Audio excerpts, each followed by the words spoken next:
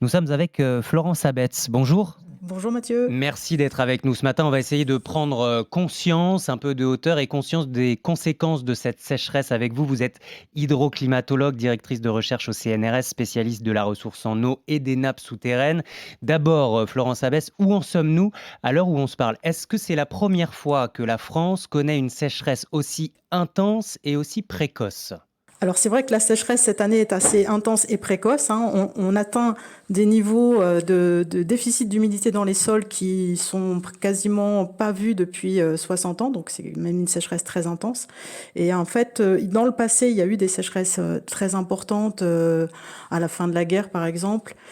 Mais la différence, c'est que nos sociétés, elles ont évolué aussi. Il y a plus de gens et puis on consomme plus d'eau par habitant, donc les impacts sont quand même très marqués. Alors, ce qui frappe, c'est que on est finalement mi-juillet et d'année en année, d'été en été, on nous parle de sécheresse de plus en plus tôt dans l'année. Est-ce que ça va continuer sur ce rythme? Est-ce que ça va s'accentuer? Est-ce que les sécheresses seront de plus en plus précoces et surtout de plus en plus durables, dans le sens où c'est sur de plus en plus de jours? Oui, alors malheureusement, avec le dérèglement climatique, c'est à peu près certain que les sécheresses vont être plus longues, plus intenses, hein. Ça, c'est lié au fait que non seulement il fait plus chaud, mais il y a moins d'humidité dans l'air par rapport à l'équilibre, et du coup, il y a plus de demandes évaporatives.